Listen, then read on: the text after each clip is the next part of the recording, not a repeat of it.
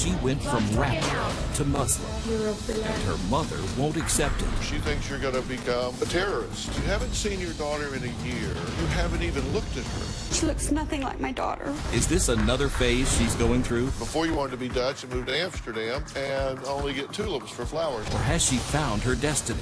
You think they're grooming her into a cult. That's exactly what I believe. This is Kristen, also known as MC Router. She's an internationally recognized rapper who's notorious for being promiscuous and chugging a case of beer on stage at every performance. This is Abby. She's a devout Muslim, speaks fluent Arabic, doesn't drink alcohol, abstains from sex, and prays 5 times a day. Now, it may seem like they have nothing in common, right? Well, they do. Actually, they are the same person. Almost 2 years ago, Kristen converted to Islam and changed her name to Abby, actually Abada. Her mother, Darlene, says Kristen, who she refuses to call Abby, has not only turned her back on her family with her new Islamic beliefs, but on America as well. She's worried her daughter may turn into a terrorist. Take a look. My daughter has quit speaking to me because I don't accept her religion. I grew up as a Southern Baptist in Texas. I reverted to Islam in 2012. I changed my name to Abida a week after I became Muslim. It means worshiper of God. My mother, she refuses to call me anything but Kristen. When I see Kristen being Muslim, I think about Al-Qaeda, terrorist bombings, Osama bin Laden. I never hear anything positive about them, ever. My mother is very ignorant. She has like no qualms about being racist. I have gay friends, a lot of gay friends. I know they have some problems sometimes with gay bashing and everything, but you've never heard of a gay man getting another gay man to strap a bomb to his chest and walk in a mall. I'm Muslim and not all Muslims are terrorists. Kristen's been totally brainwashed by these people. She got rid of her clothes. She only wears the scarf, the long dresses. I choose to wear hijab because it promotes modesty and it's pleasing to Allah. She has taken everything American out of her house and replaced it with Saudi Arabia flags. She goes to the stores that sell the food, the kind of rice and bread and everything they eat. That's all she eats basically now. I love the Saudi coffee so much. I think that they have a hidden agenda for her because of the way things are progressing so quickly. She said they buy me expensive stuff. They have lambs slaughtered for her and bring to her a whole lamb, like chopped up, for her to eat. I mean, that's like a ritual to them. I pray a lot that she's going to see what she's doing and step out of it, because I've lost my daughter to this religion. Well, Abby says becoming Muslim is a much safer choice than her previous profession. Kristen used to be a pretty famous rapper. I got popular enough doing the MC Router stuff that someone made a Wikipedia for me. I got invited to play shows in Holland and Europe. I did a West Coast tour, played Whiskey A Go Go, where the Doors and Guns N' Roses have performed. I'm gonna destroy every part of my PC. I was really proud of her. I would tell her all the time, Kristen, I think this is what you were meant to do. When I was performing as MC Router, I came very close to being an alcoholic. My shtick for my stage performance was that people would bring me beer. My sets would be an hour, and I could knock out 24 beers in a set. People came to see me get drunk. She was never an alcoholic or even near an alcoholic at all. And I would know because I've been in the medical field for my entire life. I pick up on drugs, alcohol. I work for a treatment center, and I pick up on it really fast. But she posted a lot of it on the internet, some very provocative things on the internet. On stage, it was very vulgar and R-rated. I would make out with random fans on stage. I would spit beer on people in the front row. I was sleeping with random fans or club owners, and I'm shocked that nothing bad happened to me that could have from that. After I became Muslim, I had to stop drinking. I had to stop having promiscuous sex. I spend my time reading the Quran and praying on a constant basis. Alhamdulillahi Rabbil Alameen. MC Router is the complete opposite of who I am today. I believe that her being a rapper is much, much safer than her being a Muslim. No one's going to attack her or coerce her to do something she doesn't want to do because she's rapping and having a rapper's lifestyle. Now, Darlene hasn't seen her daughter in over a year, so she's coming out now. Good to meet you. Good to meet you. Right here. Sorry. Wow, that is so interesting. You haven't seen your daughter in a year, and I actually stepped way out to greet you so I could get out of the way so you could see your daughter for the first time in a year, and you haven't looked at her yet. I can't. You haven't seen her in a year. This is your child, and she's right in front of you. She doesn't look like my daughter. Really? I mean, it hurts me to see her like this because she looks nothing like my daughter. She's changed a lot. How do you feel? Did you find that odd? Yeah, it's really strange. That you haven't seen her in a year and she comes out and won't look at you till I make her? I'm the same person inside. It's just I've changed things in my life for the better. So she should be happy. I think any parent would be happy if their kid went from drinking and partying and sleeping around to being a more mature, not drinking, healthier person. What is it that she's doing now that you object to? She's changed her whole life. She does not see any of her old friends that are, I will say, American. She only hangs out with the Arab community. And you're saying you don't want to be around those people because you're afraid that there's going to be some type of terrorist activity. Well, I think unintentionally. With her only hanging around with them, and they give her a lot of attention. They buy her expensive gifts. It's like they're just like bringing her more and more in. You think they're grooming her into a cult? Exactly. That's exactly what I believe. That's what you think. She's being groomed. Yes, especially with the skills that she has about the computers. She's a very good shooter, guns. She speaks 3 languages. And you say she drives around with an I Heart Saudi Arabia sticker on her car, and you're afraid somebody's going to, like, shoot her or Absolutely. run off the road. All right, well, here's what she says. She says that you have turned your back on America. You've taken down the American flags, now only Saudi Arabia flags. She says that you say Islam is 110% conviction where you need to be in your beliefs, and she's concerned you've gone too far. What do you say to her about her fears? She thinks you're going to become a terrorist. I mean, are you looking to be a terrorist? No, I mean, I understand what kind of information she gets about Islam based on the media and movies and TV shows and things like that. But that's the problem. She won't take time to look at what is really Islam and how peaceful the religion is. You think somebody's going to hurt her, or you think she's going to get swept up in some movement and do something terrible? Exactly. That's what I believe is it is going one to or happen. both? It's both. Really. So you really equate Muslims with terrorists? Well, I do, and I'm not a stupid person. I mean, when I look things up on the internet, I'm not looking for the bad things I do. I'm just looking at general things, you know. And there's more bad things that I see than there are good things that I see. I think it's a cult. I think they bring people into it because she's been given so much attention from these people. All right, well, coming up, is Abby just going through a phase? Darlene says you wouldn't believe some of the other phases her daughter has gone through. Well, let's find out what...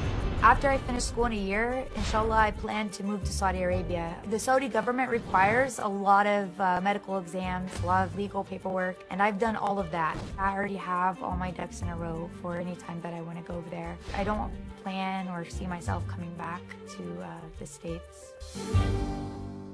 That was Abby, who says she cannot wait to finish school so she can move to Saudi Arabia and never look back. Now, her mother, Darlene, says she is terrified her daughter may be brainwashed by her new friends. and that she prays this new religion as just another one of her many, many phases. Take a look. When Kristen finds something that she's interested in, she goes in full throttle. She got into being goth, and then she went into the military. She started swing dancing. Then she became a rapper. Then she got interested in Dutch people. She learned Dutch. She speaks Dutch fluently. She changed her name to Crystal. I think it's Crystal. It's Krisje. Her car was covered in I Love Dutch Boys. She went to specialty places and bought all Dutch food. When Kristen converted to being a Muslim, I didn't think too much about it because she's gone through so many phases. But my worst fear right now is that this Muslim phase that she's going through is not a phase. Assalamu alaikum. And that she's going to do whatever she has to do to get to Saudi Arabia so she can believe that she's really Muslim. I think she's lost her identity. Okay, so she says that you got into swing dancing. Did you like convert to that? I mean, is that what she's saying? I guess. I mean, I don't know if swing dancing is a cult, but And in the military, yeah. was that a phase? It was, but only because I just wasn't fit for military life. That wasn't me. And then music and rapping. Yeah. You just all into that. Yeah. But the thing about it is that these things aren't really phases. I think they're experiences, and I still speak Dutch on a daily basis. I talk with all my Dutch friends. So now you want to be Muslim and you want to move to Saudi Arabia. Before you wanted to be Dutch and move to Amsterdam and only get tulips for flowers. Are you kind of a all or none sort of girl? I'm all or nothing. I mean, whatever it is, I'm all or nothing. If you go to Saudi Arabia, you understand that there are different cultural mores and folkways there, right? That women have a different role there. Yeah, I mean, women can't drive, which I would love to be chauffeured around. You know, I hate driving. I mean, there's a lot of less freedom for women, but I don't mind that because people from Saudi Arabia, they come here and they get to have freedom. They get to do whatever they want. But me, I've already done everything, right? I've already went through all these phases or whatever, and now I'm ready to straighten up my life. Well, here are the rules for women that we've been able to determine from research and talking to folks. You can't drive. Okay.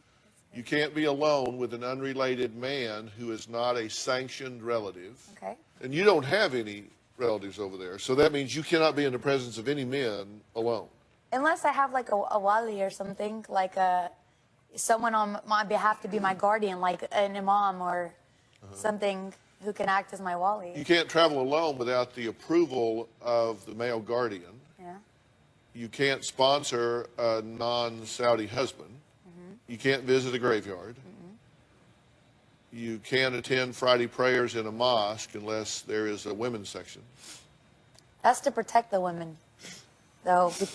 That's why we dress modestly, so men don't look at us in a sexual way. So when they tell you can't go to the mosque and pray, it's better for the women to pray at home, actually. What is your tattoo on your hand here? It says Geek Life. Geek life? Yeah. Yeah. What does that mean? Like, you know, like gangsters, they get like thug life, you know, because they're thug. Well, I was on tour, and I wasn't very thug, so I was like, well, I'm a geek. I, like, do computers and stuff, so I don't know. I was stupid. No, really young. She also has a Christian tattoo. What do you think of Muslims are doing? They see a Christian tattoo on her. Will there be problems with that? The Islamic community in my city, they reject me a lot. I get talked to pretty harshly by Muslims in my community because of my tattoos. The only problem is that I got them a long time ago, and they're really expensive to remove. And I've tried to save money to remove them. I just can't, and there's nothing I can do about it. It's really expensive.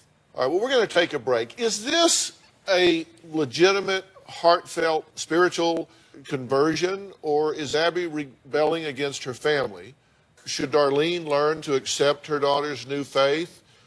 Put yourself in this situation. If you were the mother and this was your daughter, what would your questions be? What would you be thinking?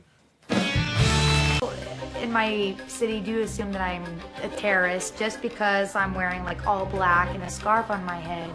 I go to grocery stores and people are like, hey, go back to your own country. And I'm like, hey man, I was born and raised in Texas. I think the general public is very racist towards Muslims. Well, Abby says since converting from Southern Baptist to Islam, she's experienced racial profiling. Her mother, Darlene, says that's what she gets for wearing her religious garments in public. Her mother also says she is the perfect recruit for any terrorist organization. She says her daughter's smart, fluent in 4 languages, a sharpshooter with the military training, and easily manipulated. Has anyone tried to influence you in some way to be disruptive to the American way of life or capitalism or? No, I don't, I've never even had a conversation about any sort of politics or anything with any of my Muslim or Middle Eastern friends. How do you feel about America? Well, it's a good place. The education here is really good. I really don't like America that much. I mean, I appreciate the freedoms here and stuff, but it's not my cup of tea. Yeah, what about it bothers you? I don't know. I think I like being around like old culture and traditions, and I think America is just kind of a big melting pot, and there's not a whole lot of tradition here. There's not a whole lot of culture. I mean, when I was over in Holland, you see old buildings. I've been there since God knows when, and the people have like coffee breaks at 10 a.m. every day, and everything's just like very traditional. And I don't know, I'm just bored here, I guess. I mean, who knows? I'm not closed-minded. I could move somewhere and then miss America. I mean, I don't know. I have to experience that. Well, Darlene admits she doesn't know much about the Islam religion, so we invited Adina Lekovich, the Director of Policy and Programming from the Muslim Public Affairs Council, to join us. And also joining Adina is a member of our staff, Alden, who was raised in a Muslim home. Adina, let me start with you. There are huge misconceptions about Muslims, correct? I think sometimes politics and culture and religion get swirled together, and we get a misunderstanding out of things. And I'm a mother. I can understand where Darlene is coming from and wanting to protect her child and know where her child is coming from. But when we learn about faiths and other cultures, primarily through television screens and film screens, we're going to get a distorted picture of what's actually going on, when the truth is that Islam is actually an Abrahamic faith. We believe, just like Jews and Christians, in all the same prophets. We believe in God. We believe in the Day of Judgment. Truly, Islam is about believing in God and doing good in this world towards all people, not just Muslims, but serving all people. And you are not as covered as she is. Why is that? Because the hijab, or any form of covering your hair or your body, is a symbol of modesty. And every woman has the right to choose in her own way how she practices that. And in fact, the vast majority of Muslim women in the world don't wear any kind of scarf. Yeah. Now, Alden, you've been raised by a Muslim family here in the U.S., right? Yeah, I'm first generation here. So my parents left Lebanon in the 80s and raised me here. Yeah. People usually think if you're Islamic, you're anti-American. But there's so many Muslim Americans here, and we've assimilated into the culture. Like she said, not everyone would wear the headscarf, and my mother doesn't. No one in my family does. And if anything, the moral values they've taught me is that of empathy, that of understanding, and that of just seriously putting others before you and kind of not underestimating another person's battle. And that's kind of like the underlying statement there. It's not so much of like aggressiveness or what everyone else tries to, slide it into. All right, just to be clear, people that would equate Muslim and Islam with terrorism would be making a huge mistake and focusing on a micro-binny fraction of that population. True? Certainly. Again, the vast majority of Muslims, 99.9% of Muslims are on the good and straight path, who are concerned about getting their kids to school on time. There are fringe elements in any group who cast a bad shadow on the rest of them. And we have, as a Muslim, I'm against extremists like anybody else, and that goes against my faith. And that's what the vast majority of Muslims are all about. Are you moving to Saudi Arabia? I plan to. I've sent in some applications to some universities over there.